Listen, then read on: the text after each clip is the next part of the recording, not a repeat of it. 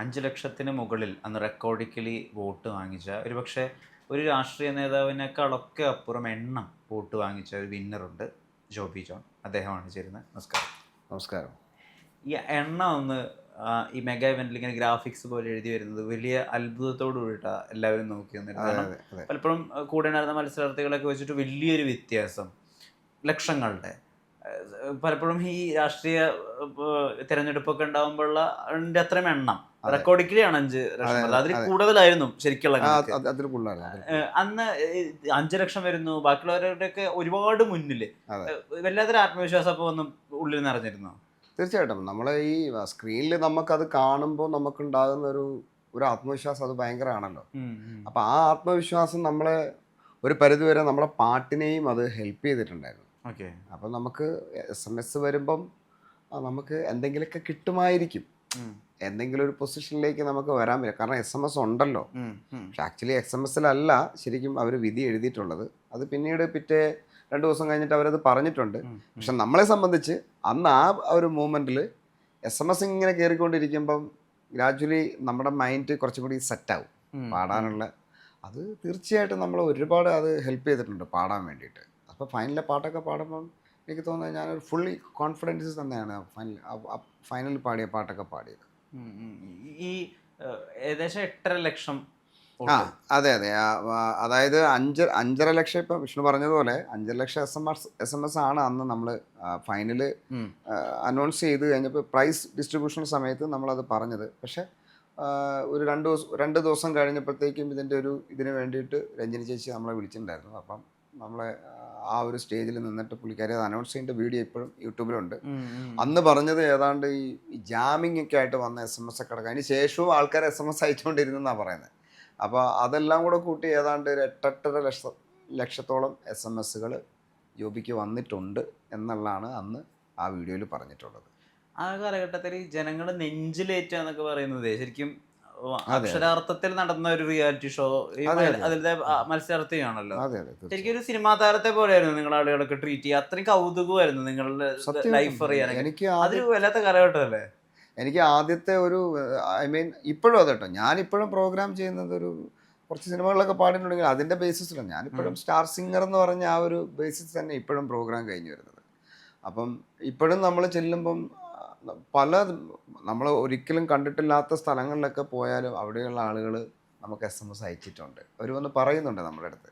അപ്പോൾ അതിനർത്ഥം എന്താണെന്ന് പറഞ്ഞു കഴിഞ്ഞാൽ ലോകത്തുള്ള എവിടെയൊക്കെ മലയാളികളുണ്ടോ അല്ലെങ്കിൽ മറ്റ് ആളുകളുണ്ടോ അവിടുന്ന് അവരെല്ലാം നമുക്ക് SMS അയച്ചിട്ടുണ്ട്. എനിക്ക് ഒരുപാട് ആ പാടിയ സമയത്തൊക്കെ നമുക്ക് ശ്രീലങ്കൻ ഫാൻസ് ഉണ്ടായിരുന്നു, പാകിസ്ഥാനിയായിട്ടുള്ള ഒരു വലിയ ഫാൻ ഉണ്ടായിരുന്നു, ദുബായിൽ നിന്ന് കണ്ടുമുട്ടിയ അയാളെ.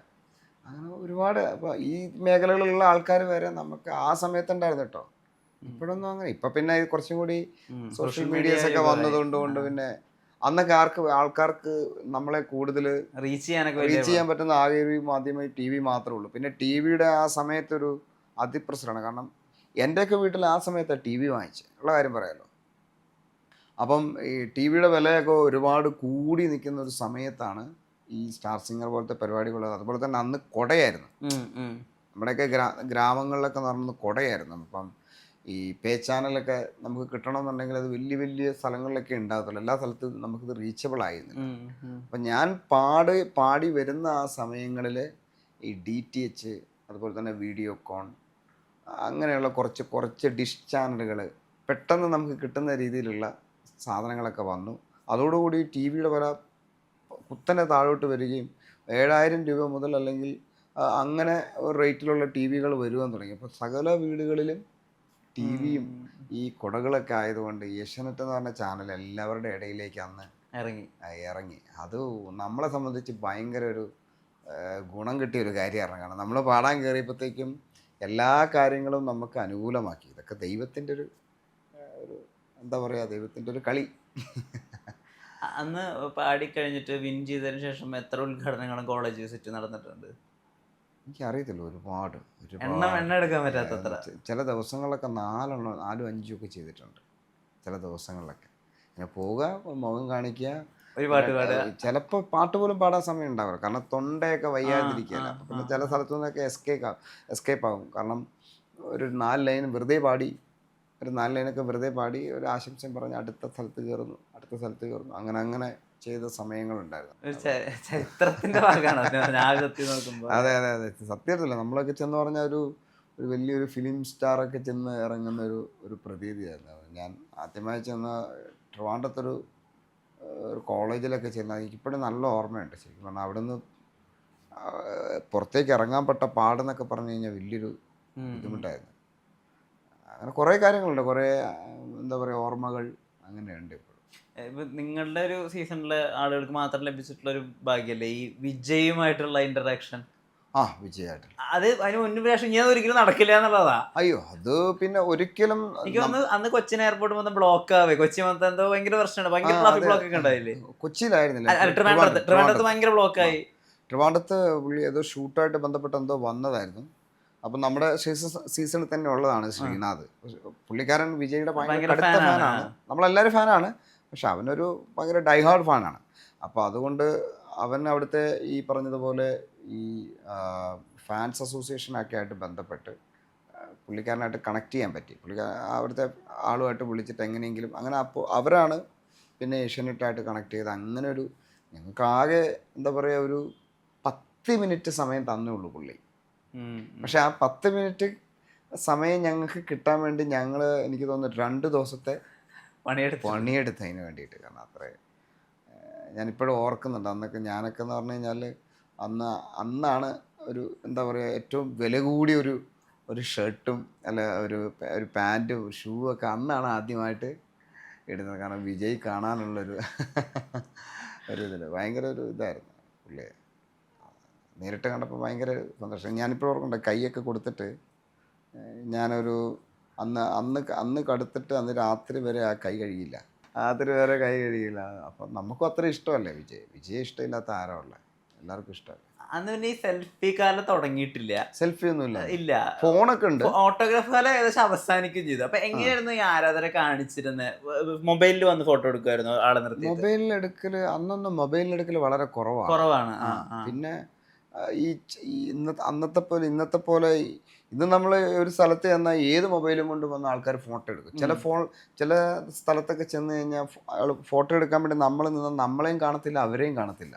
അങ്ങനത്തെ ഫോണൊക്കെ ആയിട്ട് വന്ന ആൾക്കാർ ഫോട്ടോ എടുക്കും. പക്ഷെ അന്ന് അത്രയും നല്ല ഫോൺ ഉണ്ടായിട്ട് പോലും ഈ സെൽഫി അന്ന് ഇല്ലായിരുന്നു.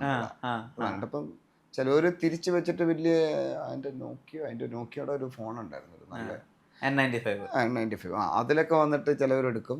കൂടുതൽ ആൾക്കാരും ഈ ക്യാമറ തന്നെ വെച്ചിട്ടാണ് കൂടുതലും വന്നിട്ട് എടുത്തുകൊണ്ടിരുന്നത്. പിന്നെ കൂടുതൽ ഓട്ടോഗ്രാഫ്സ് ആണ് കൂടുതൽ പോകുന്നത്. ഓട്ടോഗ്രാഫ്സ് നമ്മൾ സൈൻ ചെയ്ത് കൊടുക്കും, ചിലവരുടെ ടീഷർട്ടിൽ സൈൻ ചെയ്ത് കൊടുക്കും, ചിലവർ ഈ എന്താ പറയുക ചിലവരുടെ അതുപോലെ തന്നെ ബുക്കിൽ പല നമ്മൾ ഓട്ടോഗ്രാഫ്സ് ആയിട്ട് അങ്ങനെ ഇട്ട് കൊടുക്കാറ്. ഈ വീട് വന്ന് കവർ ചെയ്യുന്ന ഒരു എപ്പിസോഡ് ഉണ്ടാവുമല്ലോ, അതിനുശേഷം ഈ അയൽ വീടുകളിലൊക്കെ നിങ്ങൾക്ക് കിട്ടിയൊരു മതിപ്പ് വേറെ ആയിരിക്കില്ലേ? അതൊക്കെ എന്ന് പറഞ്ഞാൽ അല്ല, എന്നെ സംബന്ധിച്ച് എൻ്റെ ഞങ്ങളുടെ ഗ്രാമം എന്നൊക്കെ പറഞ്ഞു കഴിഞ്ഞാൽ അങ്ങനെ അവിടെ നിന്നൊന്നും അങ്ങനെ ഒരു എനിക്ക് മുന്നേ അങ്ങനെ ഒരാളൊന്നും അങ്ങനെ ഒരു വന്നിട്ടില്ല. സെലിബ്രേറ്റ് ഒക്കെ പോലെ സെലിബ്രേറ്റ് ചെയ്യുന്ന ഒരാൾ ഉണ്ടായിട്ടില്ല.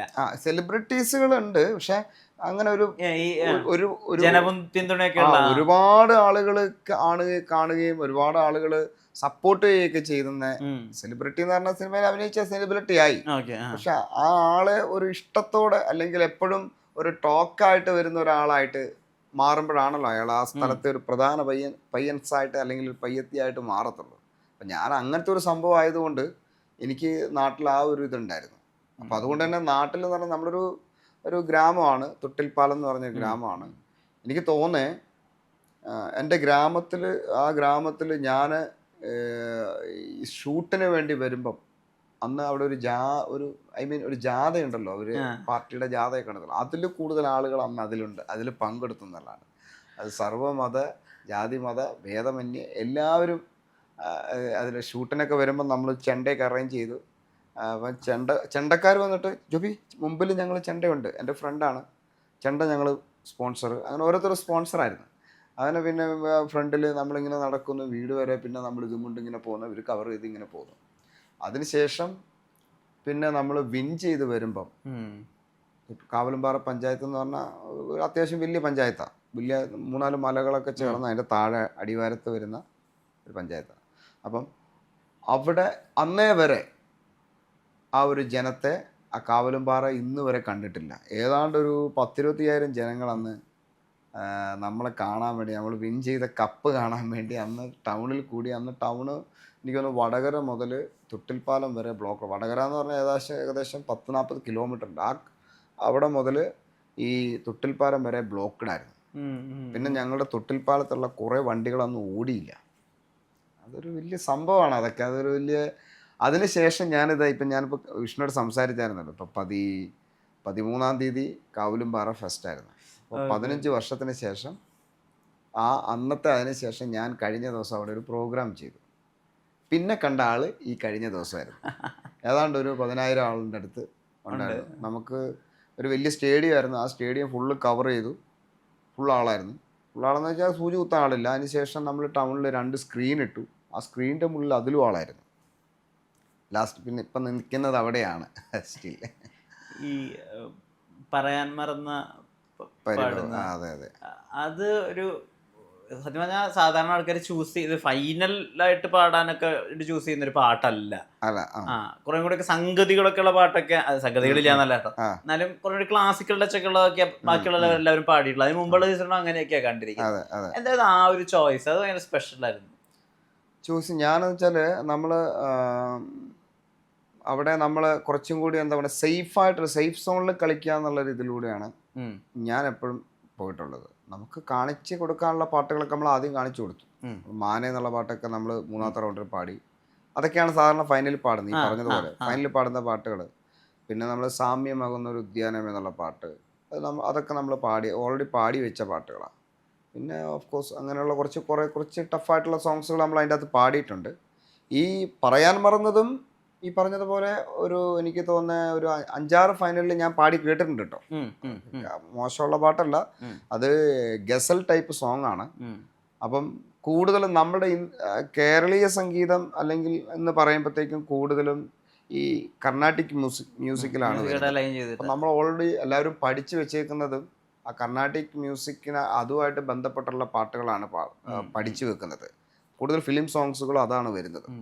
അപ്പം ആളുകൾക്ക് ഈ പഠിച്ച പിള്ളേർക്ക് അല്ലെങ്കിൽ പഠിച്ച ഇനിനെ പോലുള്ള ആളുകൾക്ക് കൂടുതലും പെട്ടെന്നൊരു പാട്ടെടുക്കുമ്പം ഇപ്പം നമുക്ക് ദേവസഭാതലോ ഇപ്പം രാമകഥയോ അപ്പം 7 സ്വരങ്ങളോ അല്ലെങ്കിൽ ഈ പറഞ്ഞതുപോലെ നമ്മുടെ സുമുഹൂർത്തമയോ, ഇതൊക്കെ ഈ കർണാട്ടിക് ബേസ്ഡ് ആയിട്ടുള്ള സോങ്സ്. അപ്പം ഇത് പെട്ടെന്ന് അതിലേക്ക് അങ്ങ് ചൂസ് ചെയ്യും. ഈ ഹിന്ദുസ്ഥാനി എന്ന് പറയുമ്പോഴത്തേക്കും അത് വേറൊരു ജോണലായിട്ടുള്ളൊരു പാട്ടാണ്. അപ്പോൾ അതങ്ങനെ പറയുമ്പോഴത്തേക്കും അത് കുറച്ചും കൂടി രാഗമായിട്ട് ഇഴുകിച്ചേർന്ന് കുറച്ചും കൂടി വലിച്ചും നിർത്തിയൊക്കെ പാടുന്നൊരു സംഭവമാണ്. അപ്പോൾ എന്നെ സംബന്ധിച്ച് ഞാൻ അന്നേരം ഒന്നും ഹിന്ദുസ്ഥാനി ഒന്നും പഠിച്ചിട്ടില്ല, എനിക്കറിയില്ല. പക്ഷെ എൻ്റെ തൊണ്ടയ്ക്ക് ആ സാധനം വരും. അപ്പം ഞാൻ അത് പാടി നോക്കിയപ്പം എനിക്ക് തോന്നി ഞാനിത് പാടിയാൽ നന്നായിരിക്കും. ഞാൻ എൻ്റെ മാഷുമായിട്ട് സംസാരിച്ചു. അതുപോലെ തന്നെ പാട്ട് സെലക്ട് ചെയ്യുന്ന എനിക്ക് ഒരു ഗ്രൂപ്പുണ്ട്, അവരുമായിട്ട് സംസാരിച്ചു. നമ്മൾ ഈ പാട്ടുകൾ നമ്മൾ മാഷുടെ മുന്നിൽ അവരുടെ മുമ്പിൽ നമ്മൾ ഒരു കീബോർഡൊക്കെ വെച്ചിട്ട് നമ്മൾ അന്ന് പാടി സെലക്ട് ചെയ്യാൻ വെച്ച പാട്ടുകൾ ഓരോന്നും ഞാൻ പാടി കഴിഞ്ഞപ്പോൾ അവർ പറഞ്ഞ് കുറച്ചും കൂടി നന്നായിട്ട് ജോബിക്ക് ചെയ്യാൻ പറ്റുന്നത് ഈ പാട്ടായിരിക്കും എന്ന് പറഞ്ഞതിൻ്റെ ഇതിലാണ് ഈ പാട്ട് നമ്മൾ ചൂസ് ചെയ്തത്. തുടർന്ന് നമ്മൾ ഈ പാട്ട് നമ്മൾ പഠിച്ചു. നാട്ടിൽ തന്നെ കുറച്ച് ഓർക്കസ്ട്രയൊക്കെ വെച്ചിട്ട് നമ്മൾ അവിടെ പ്രാക്ടീസ് ചെയ്തു.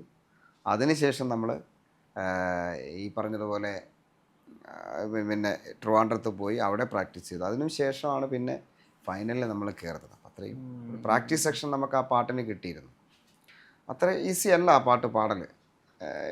സിമ്പിളാണെന്ന് നമ്മൾ വിചാരിക്കും, പക്ഷേ സിമ്പിൾ അല്ലാത്തതുകൊണ്ടാണ് ആളുകൾ ആ പാട്ട് എടുക്കാത്തത്. കാരണം അതിൻ്റെ അകത്തൊരു ഒരു പഞ്ചമത്തിൻ്റെ ഒരു പോക്കുണ്ട്. ഗ സഗ നി സഗ പനി സഗ ഗ സ നി സഗ മ പ ഗ മ പ നി സ സ നി പ മ ഗ നി പ മ ഗ. ഞാൻ വളരെ സംസാരിച്ചുകൊണ്ടിരിക്കുന്നതിൻ്റെ ഇടയിലാണ് ഞാനത് പാടുന്നതെന്ന് ഓർമ്മ വേണം. അപ്പം ഈ ഷഡ്ജം വരില്ല പലർക്കും. അപ്പം അത് വരാത്തതുകൊണ്ടാണ് അവർ ആ പാട്ട് എടുക്കാത്തത്. അത് വന്നാലാണ് ഈ പ്രൈസ് കിട്ടത്തുള്ളൂ. എനിക്കെന്തോ ഭാഗ്യം കൊണ്ട് അന്ന് ആ സാധനം വന്നു. അത് വന്നില്ലേ എനിക്ക് കിട്ടത്തില്ല. അതാണ് ആ പാട്ടിൻ്റെ ഏറ്റവും ഹൈലൈറ്റ് ആയിട്ടുള്ളൊരു സംഭവം. പിന്നെ അതിൻ്റെ അകത്തുള്ള കുറേ ഭാഗങ്ങളും താരകയായി വഴിതെളിക്കയോ പറയാൻ മറന്ന കുറേ സംഗതികളുണ്ട് അതിൻ്റെ അകത്ത്. പക്ഷെ നമുക്ക് ഈ ക്ലാസിക്കൽ പോലെ ഇങ്ങനെ താളം ഉണ്ടെങ്കിൽ പോലും നമുക്ക് അങ്ങനെ അത്രയും സ്പുഷ്ടമായിട്ട് നമുക്ക് ഇച്ചിരി വലിച്ചും നമ്മുടെ സ്വാതന്ത്ര്യത്തിൽ ആ പാട്ട് പാടാൻ പറ്റും. ഒരു ഗസൽ ടച്ചും ഉണ്ട്. അപ്പം അത് കുറച്ചും കൂടി എനിക്ക് ഈസി ആണെന്ന് എനിക്ക് തോന്നിയത് കൊണ്ടാണ് ഞാൻ ആ പാട്ട് സെലക്ട് ചെയ്തത്. അതെന്തായാലും അത് ഓത്തായി സോങ്. ഈ A.R. റഹ്മാൻ പാട്ടുകളോട് ഒരു പ്രത്യേക ഇഷ്ടമുണ്ടോ? ഉണ്ട്. A.R. റഹ്മാൻ പാട്ട് ഭയങ്കര ഇഷ്ടമാണ്. ഞാൻ ഇപ്പം നമ്മളിപ്പോൾ സ്റ്റേജ് ഷോസിലൊക്കെ ചെന്ന് കഴിഞ്ഞാൽ തന്നെ റഹ്മാൻ സാറിൻ്റെ എല്ലാവർക്കും ഇപ്പോൾ അടിപൊളി മതിയല്ലോ, അപ്പോൾ ആർക്കും അങ്ങനെ മെലഡി ഒന്നും വേണ്ട. പക്ഷെ എന്നാലും നമ്മളൊരു പാട്ടൊക്കെ പാടുന്നതിന് മുമ്പേ കുറച്ച് മെലോഡിയസ് ആയിട്ടുള്ള പുള്ളിയുടെ കുറച്ച് പാട്ടുകളൊക്കെ ഒന്ന് മറ്റേ ഈ പാട്ട് NSL പോകിറ, അത് അങ്ങനെയുള്ള പാട്ടുകൾ, മലർകളെ മലർകളെ ഇതയെന്ന അതിൻ്റെ കുറേ ലൈൻസൊക്കെ ഇങ്ങനെ പാടി പിന്നെ അങ്ങനെ ഇതയമൊരു കണ്ണാടി അതിലേക്കൊക്കെ ഇങ്ങനെ കയറും. ആൾക്കാരെ മെല്ലെ അതിലേക്ക് കൊണ്ടുപോകുന്നതിന് ശേഷം നമ്മൾ പിന്നെ നേരെ മുക്കാല അതിലേക്ക് കയറും. അപ്പോൾ അതൊരു സെഗ്മെന്റ് പോലെ ചെയ്യുമ്പോൾ ആൾക്കാർക്ക് ഭയങ്കര ഇഷ്ടമാണ്. ഇതൊന്ന് ചെറിച്ച് ചെയിൻ പോലെ ഒന്ന് പാടി നല്ല രസമുണ്ട്. ആദ്യം നമ്മളിപ്പം മലർകളെയാണ് ഇപ്പം ഇങ്ങനെ മലർകളെ മലർകളെ ഇത് എന്ന കനവാ മലകളെ മലകളെ ഇത് എന്നെ നിனைவா ഉരുകിയതേ எனதுள்ளம் പെരുകിയതേ വിഴിവെള്ളം വിണ്ണോടും നീതാൻ മണ്ണോടും നീതാൻ കണ്ണോടും നീതാൻ വാ മലർകളെ മലർകളെ മലർകളെ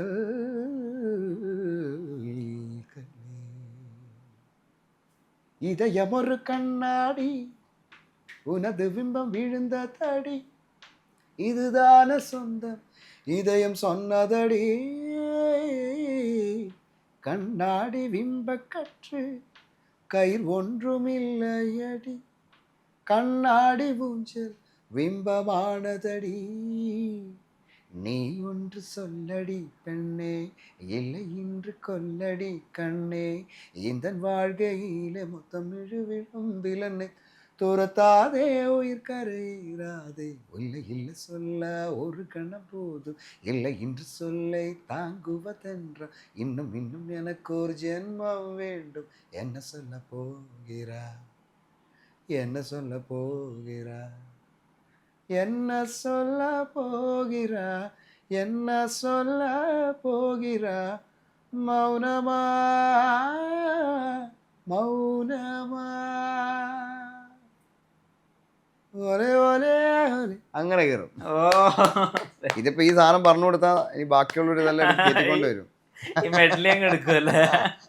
ഇല്ല, ഈ ഒരു ലൈന് പിടിച്ചു വരും. അതൊരു ഭയങ്കര പ്രശ്നമായി തോന്നുന്നുണ്ടോ? നിങ്ങൾ എന്തെങ്കിലും ഒരു പുതിയതായിട്ട് സ്റ്റേജിൽ അവതരിപ്പിക്കാൻ ഒരു ഇന്നോവേഷൻ കണ്ടുപിടിച്ച പിന്നെ അതിന്റെ പല കോപ്പികളും ഇപ്പം ഞാൻ ഇപ്പൊ ലാലേട്ടൻ്റെ ഒരു പാട്ടുണ്ട്, ഒരു പാട്ട് പറയുന്നില്ല, ആ പാട്ടെടുത്ത് പാടാൻ നേരത്തെ ഞാൻ സ്റ്റേജിൽ ഇപ്പം ബാംഗ്ലൂര് ഇപ്പം പുറത്തുള്ള ഷോയ്ക്കൊക്കെയാണ് കൂടുതൽ അത് ആപ്റ്റഡ് ആകും. അപ്പം അവിടെ 2 ഫാമിലീസിനെ വിളിച്ച് അവരെ സ്റ്റേജിൽ വിളിച്ച് കയറ്റി അവരെ കൊണ്ട് ആ പാട്ടിൻ്റെ ഒരു ഇതായിട്ട് ചെയ്യിപ്പിക്കും. അപ്പോൾ ചെയ്യിക്കുന്നതിന് മുമ്പ് നമ്മൾ ആ ലാലേട്ടൻ വന്ന ആ കാലഘട്ടത്തിലുള്ള നമ്മളെ മനസ്സിൽ പതിഞ്ഞിട്ടുള്ള ഇപ്പം കുറേ പാട്ടുകളുണ്ടല്ലോ. ഇപ്പം മിന്നാരത്തിലെ കിന്നാരം ചിരിച്ച് അങ്ങനെയുള്ള കുറേ പാട്ടുകൾ നമ്മൾ പാടിയതിന് ശേഷമാണ് ഇവരെ ഇതിലേക്ക്, അപ്പോൾ ഇവരെ നമ്മൾ അതിലേക്ക് അങ്ങനെ അതിലേക്ക് കയറ്റുകയാണ്. അപ്പം അവരും ഇത് ചെയ്യണം എന്നുള്ള ഇതിൽ. എന്നിട്ട് പിന്നെ നമ്മൾ നേരെ പിന്നെ അടുത്ത പാട്ടിലേക്ക് കിടക്കും. ആ പാട്ട് പിന്നെ ഗംഭീരമായിട്ട് അവർ പെർഫോം ചെയ്യും. അവർക്ക് ആർക്കെങ്കിലും ഒരാൾക്ക് നമ്മൾ പ്രൈസും കൊടുക്കും. അപ്പം ചെയ്തു കഴിയുമ്പോഴത്തേക്ക് അത് അവർക്ക് ഭയങ്കര ഒരു സന്തോഷമായിരിക്കും. കാരണം ഷോ എന്ന് പറയുന്നത് ഇപ്പം ചെസ് നമ്പർ 1 ചെസ് നമ്പർ 2 അതൊക്കെ പണ്ടത്തെ ആയിരുന്നു. ഇപ്പം നമ്മൾ കുറച്ച് ലൈവായിട്ട് നമ്മൾ ചെയ്താൽ മാത്രമാണ് അവർക്കും നമ്മുടെ ഷോ കഴിഞ്ഞ ആൾക്കാർ വീട്ടിൽ ചെല്ലുമ്പോൾ നമ്മളെക്കുറിച്ച് അവരിങ്ങനെ പറഞ്ഞുകൊണ്ടിരിക്കണം. പാട്ടിനെ കുറിച്ചും നമ്മളെക്കുറിച്ചും ഒക്കെ അവർ പറയണം. അതാണ് ഇപ്പോഴത്തെ ഒരു ഷോയുടെ ഇത്. അപ്പം അത് ഞാൻ ചെയ്ത് കഴിഞ്ഞപ്പോഴത്തേക്ക് അത് പല രീതിയിൽ ഞാൻ പല സ്ഥലത്തും കാണാൻ തുടങ്ങി. പിന്നെ ഞാൻ അതുപോലെ തന്നെ പാട്ട് പാടിപ്പിക്കും. അപ്പം അതും പല രീതിയിൽ പഠിപ്പിക്കുന്ന കണ്ടിട്ടുണ്ട്. നമ്മുടെ കൂട്ടത്തിലുള്ളവരൊക്കെ തന്നെ നമ്മളിത് ചെയ്യുന്ന കണ്ട് വേറെ രീതിയിൽ ഒക്കെ അങ്ങനെ ചെയ്യുന്ന കണ്ടിട്ടുണ്ട്. അതൊക്കെ പിന്നെ പണ്ട് മുതലേ ഇറങ്ങിയതാണ്. ഞാനൊന്നും അല്ല തുടങ്ങിയത്. എങ്കിൽ പോലും നമ്മൾ ചെയ്യുന്ന അതേ സ്റ്റൈലിൽ ചെയ്യുമ്പം നമുക്കത് മനസ്സിലാവും. ഞാൻ മാത്രം ഇത് പണ്ട് മുതലേ ഉള്ളതല്ലേ, പാട്ടൊക്കെ എന്ന് മുതലേ ഉള്ളതാണ്. ആളുകൾ പണ്ടും പാടിപ്പിക്കുന്നുണ്ട്, ഇപ്പോഴും പാടിപ്പിക്കുന്നുണ്ട്. പക്ഷെ നമ്മൾ ചെയ്യുന്ന ഒരു സ്റ്റൈല് നമ്മൾ ചെയ്യുമ്പം അതേ സ്റ്റൈല് തന്നെ പിന്തുടർന്ന് ചെയ്യുമ്പം നമുക്കത് മനസ്സിലാവും സംഭവം അത് തന്നെയാണെന്നുള്ള കാര്യം. എനിവേ, പക്ഷേ കുഴപ്പമില്ല, നമുക്ക് എന്തെങ്കിലും ആ സമയത്ത് പെട്ടെന്ന് ഇന്നോവേഷൻ വരും, വേറെ സാധനം വരും. അപ്പോൾ നമ്മളത് ചെയ്യാറുണ്ട്. എങ്ങനെയാണ് ഓരോ പാട്ടിനും എന്തെങ്കിലുമൊക്കെ ഒരു സാധനം നമ്മൾ കൊടുക്കും. അത് കൊടുക്കുന്ന എപ്പോഴും നന്നായിരിക്കും. മായാമയൂരം പാടുന്ന സമയത്ത് ആ സമയത്ത് മാനസികമായിട്ട് ഒരുപാട് സംഘർഷങ്ങളിലൂടെ കടന്നു പോകുന്നതൊക്കെ അന്ന് വാർത്തകളുണ്ടായിരുന്നു. ഐ മീൻ ഹിന്ദു ഒക്കെ അങ്ങനെ റിപ്പോർട്ട് ചെയ്തിരുന്നു. ശരിക്കും എന്തായിരുന്നു? പക്ഷെ നന്നായി പാടുകയും ചെയ്തു. മാനസികമായിട്ടുള്ള സംഘർഷം എന്ന് പറയുന്നത് വെച്ചാൽ ഞാൻ നേരത്തെ പറഞ്ഞല്ലോ, ഞങ്ങളുടെ ഒരു തൊട്ടിൽപ്പാലം എന്ന് പറഞ്ഞൊരു ഗ്രാമം, അവിടെ നിന്ന് അങ്ങനെ ഒന്നും ഒരു വലിയൊരു ഒരു ഗായകമായിട്ടുള്ള കലാപരമായിട്ടോ ഇതായിട്ടോ ഒന്നും അന്നത്തെ സമയത്ത് അങ്ങനെ ആരും അങ്ങനെ കയറി വന്നിട്ടില്ല. മുഖ്യധാരയിലേക്ക് ആരും വന്നിട്ടില്ല.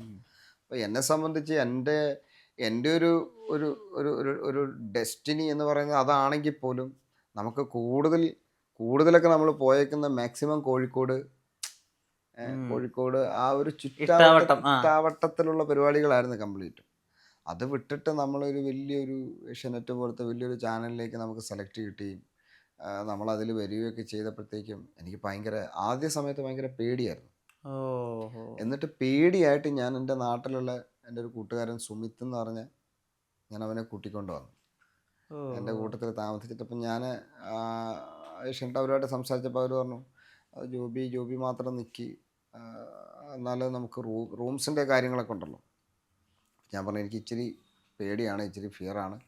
അപ്പോൾ കൂട്ടത്തിൽ 2 ദിവസം കഴിഞ്ഞിട്ട് പുള്ളി പോകുമെന്ന് പറഞ്ഞു. അപ്പോൾ 2-3 ദിവസം കഴിഞ്ഞിട്ട് പുള്ളി ഓരോ ദിവസം ചെല്ലും തോറും പുള്ളി ഞാൻ പൊക്കോട്ടെ എന്ന് ചോദിക്കും, പോലടാ എനിക്ക് പേടിയാടാ എന്ന് പറഞ്ഞു. അങ്ങനെ പുള്ളിയെ വിടാതെ നമ്മൾ പിടിച്ച് നിർത്തി. അതിനുശേഷം പിന്നെ ലാസ്റ്റ് എൻ്റെ ഒരു ചേട്ടൻ വന്നു കഴിഞ്ഞപ്പോഴാണ് പുള്ളി നാട്ടിലേക്ക് പോയത്. ചേട്ടൻ്റെ അടുത്ത് വന്നു കഴിഞ്ഞിട്ട് ചേട്ടൻ്റെ അടുത്ത് ഞാൻ പറഞ്ഞു, ഇങ്ങനെ ചേട്ടാ എനിക്ക് പേടിയാണ്. ചേട്ടൻ വന്ന ദിവസം ഷൂട്ട് നടക്കാം. എനിക്ക് ഫസ്റ്റ് പാട്ട് പാടാൻ നേരത്തെ എൻ്റെ കൈയും കാലും പറിച്ചിട്ട് നിൽക്കത്തില്ല. പിന്നെ പുള്ളി ചെവിയിൽ നല്ലൊരു മന്ത്രം അങ്ങനെ ഒരു പറഞ്ഞപ്പോഴത്തേക്കും പിന്നെ ഞാൻ പിന്നെ നേരെ കയറി പാട്ടങ്ങ് പാടുമായിരുന്നു. എനിക്കറിയില്ല എങ്ങനെ, പക്ഷേ വളരെ ഭംഗിയായിട്ട് എനിക്ക് ഒരു ഫസ്റ്റ് ഇമ്പ്രഷൻ ആണല്ലോ, അത് ഏറ്റവും ബെസ്റ്റായിട്ട് കൊടുക്കാൻ എനിക്ക് പറ്റി. അവിടെയായിരുന്നു നമ്മുടെ തുടക്കവും. ഞാനാണ് എനിക്ക് തോന്നുന്ന ഒരു 10,000-15,000 എൻട്രി ഫോം ഉണ്ടായിരുന്നു. അതുപോലെ തന്നെ അത്രയും ആളുകളുടെ അടുത്തുനിന്നാണ് ഈ സ്റ്റാർ സിംഗറിൻ്റെ അകത്തു നിന്നുള്ള ആളുകളെ സെലക്ട് ചെയ്തത് അവർ. ഞാൻ ഫസ്റ്റ് ടൈമാണ്, എനിക്ക് ഫസ്റ്റ് ടൈമിൽ തന്നെ സെലക്ഷൻ കിട്ടുകയും ചെയ്തു. ഞാൻ അതിൽ 50ാമത്തെ ആളായിട്ടാണ് പാടുന്നത്. ഏറ്റവും അവസാനത്തെ ആളാണ് ഞാൻ മായാമയൂരം പാടിയത്. അത് കഴിഞ്ഞിട്ട് പിന്നെ അടുത്ത റൗണ്ടിൽ ആദ്യത്തെ റൗണ്ടിൽ വന്ന് പാടുകയും ചെയ്തു.